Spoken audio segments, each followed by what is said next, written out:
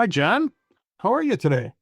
Good, Elliot. We're heading the third week of our war with Iran. Again, didn't have that on our bingo cards a month ago, but a couple of things related to that I thought I'd just start with real quick. And then we have both domestic and global topics to cover today, as we always do. OFAC issued Russia-related general license numbers 134 last week, and this authorizes the delivery and sale of crude oil and petroleum products of Russian Federation, done, I suppose, in part because of the challenges of putting tankers through the Strait of Hormuz. But I think others have argued that allowing the purchase of Russian oil will give Russia more money to deal with the Ukrainian war, which they started. We will see what occurs there. And just quickly related to that, the Washington Post is reporting that the Department of Homeland Security has not issued an updated national terrorism advisory since the summer, which obviously we are in midwinter time, and it's silent on the threat status of the war in Iran. And even though we have seen, sadly, a couple of attacks in the past 2 weeks, one on March 12th that was near Temple, Israel in West Bloomfield, Michigan. Well, it was in Temple, Israel. No, a Lebanese-born U.S. citizen loaded a truck with fireworks and gasoline and barreled into the synagogue. The DHS officials have not issued the update, as I mentioned. The recent one expired in September, and they've not also published a Homeland Threat Assessment. That's the annual report, which highlights, quote, the most direct pressing threats, unquote, to the nation. I think both of us being around as long as we have, we know that one of the major fallouts from things like this, like war, especially against Iran, is lone wolf attacks. It becomes pretty important. And the New York Police Department has done a great job with their threat assessments, not so much DHS, but it's something we have to continue to monitor. So, staying domestic for a moment, there have been a number of reports that Bank of America is settling a lawsuit with the Epstein victims. There have been a number of suits filed against major financial services companies that did business with Epstein, and there aren't any details yet in terms of the size, but there is a hearing on approving the settlement that's shown up on the court docket. So we'll see. And there are several settlements with other major U.S. banks have already happened. Guy First has put out a new series of alerts. This one, FinTax Knowledge Exchange Alert. This is on SARS. Just a quick two-pager, but a really good, I would argue, at least training tool or entry-level training tool for analysts at FIs or companies that work with FIs. They explain how SARs are utilized, who looks at them, which is obviously a series of groups, including SAR review team coordinators. And we know one very well, Steve Gerdak, who's head of the Northern Virginia SAR review team for many years. They also talk about what to include in the SAR narratives, how to write effective SAR narratives, and how to use supporting documentation. So again, a quick two-pager. They do remind everybody that SAR information is confidential, but you can find this on the IRS website.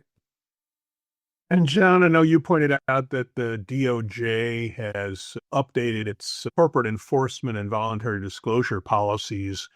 My recollection is they did that last year as well, but what did you see with that?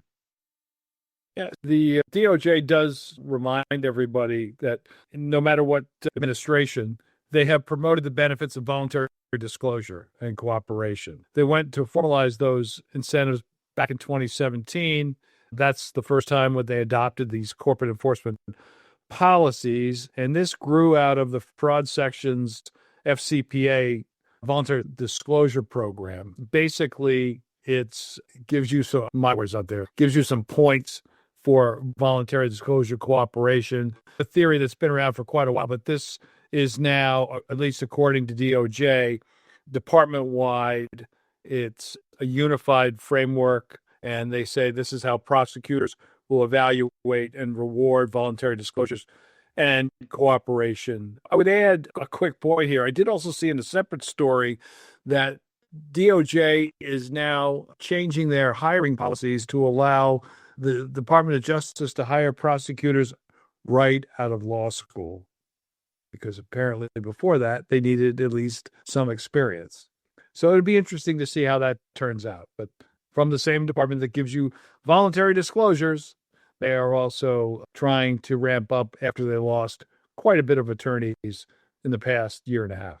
I recall when I graduated law school, 6 weeks after I graduated, I tried a small civil case on my own. And I can't say that it was a shining moment in jurisprudence, but I also am thinking, I don't know that I would have been wanting to be a prosecutor in the federal courts right out of school. Hopefully there'll be good training and this will not be a problem, but we'll see. Yeah, hopefully the training is more robust than they give new ICE agents. So there's another case that I thought we'd mention, and that is the DOJ going after Jerome Powell. They have, at this point, the court in that case. And here is what Judge Boasberg, his ruling was to quash the DOJ subpoenas against the Fed chair. Here's part of what he said in that opinion. I'm quoting. What the court must determine is whether the board is correct in its inference. In other words, what is these subpoenas' dominant purpose? A mountain of evidence suggests that the dominant purpose is to harass Powell to pressure him to lower rates. Unquote. That case seemingly won't push Fed Chair Powell out before his end of his term, which is in May, just a month and a half from now. Yeah, and that's his term as chair. His term as a governor continues until sometime in 2028. Exactly. And it would be unusual for him to continue, but I did see some reports of speculation about whether he may continue. We'll see what happens. So there have been a number of reports issued about crime and fraud. Moneyval issued a new report that outlines topologies of conflict-related money laundering, and they note that the research examines how conflicts create conditions for generating illicit proceeds and how those proceeds are subsequently laundered or used to finance terrorism and the proliferation of weapons of mass destruction. An interesting report. I recommend you take a look at it. You can find it on the Moneyval website. And then Interpol also issued an interesting fraud threat assessment. And they noted that AI-enhanced fraud is 4.5 times more profitable than traditional scams. I guess that answers the questions, why are the bad guys using AI? Because that's where the money is. And their key findings are that law enforcement authorities collaborating more effectively against financial fraud is effective. There's high global and human costs due to financial fraud. That there's been a spread of global fraud centers, which you and I have talked about, many of which are in Southeast Asia, that fraud increasingly is enabled by AI tools, that criminal networks are cooperating and sharing expertise and technology. So it makes it that much more important for the public and private sectors to share information if the enemies are sharing information. And there's an increasing nexus between financial fraud and terrorist financing across Africa.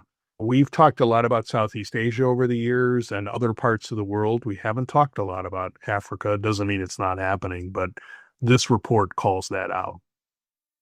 NASDAQ released their 2026 Global Financial Crimes Report, and people should download it and read it. I'm commenting based on a posting from a friend of ours, Doug Gilmer. Doug Gilmer's done a couple of webinars for us on human trafficking, and he highlighted from the report that human trafficking is called out in the report to now be estimated to be unbelievable, a $528.5 billion a year industry globally. That's up, according to NASDAQ, from $347 billion just 2 years ago, a 23.5% annual growth rate. Doug also comments, and again, he's a clear expert in the anti-trafficking space, but in his comments, he said he believes we continue to fail to deal with this horrific problem. He said we have more anti-trafficking training, awareness, operations than ever before, and yet the criminals are winning. He thinks there needs to be systemic change. So again, that report is available. You can download it on the NASDAQ website. AMLA has launched some data collection exercises to test their risk assessment models. The point of this is really twofold. One, the test models are designed to inform the selection taking place in 2027 of up to 40 entities that AMLA will directly supervise. And they're also being tested to ensure that money laundering risks of credit and financial institutions are assessed consistently by the supervisors across the EU. Remember, we're going into a unified regime, and therefore the national regulators in each of the member states need to adapt their processes to that uniform approach. The only other thing I have, and it just came out a couple hours ago, the head of the National Counterterrorism Center, a guy by the name of Joe Kent, is resigning from his post because from his posting it says he cannot in good conscience support the ongoing war in Iran. Washington Post reported, and so did New York Times. But that just happened today. I haven't seen or read any responses from the administration, but that was just, as they say, breaking news a couple hours ago. And two more from Europe. A new study from CFIS, which is a not-for-profit fraud prevention service, has concluded that 45% of crime in England is from fraud of various types. Many of us in the industry have been talking for the last number of years about the continued acceleration, almost explosion of the amount of fraud we see. And this is another indicator geographically limited to England. If you go to the CFIS website, you can find that report. And then lastly, our friends at the OCCRP reported on a case going on in Germany. German prosecutors are targeting the providers of software used to steal millions of dollars in online trading schemes. So they're going after the software company for creating this software. I'm quoting here from the report, knowingly and willingly provided the fake brokerage all-in-one solution software central to the fraud that was being committed by the criminal groups across multiple countries.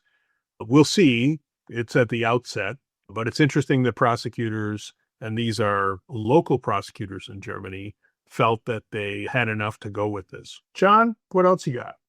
That's really it at this point. By the time you hear this, we'll be on our second day of the AML Partnership Forum.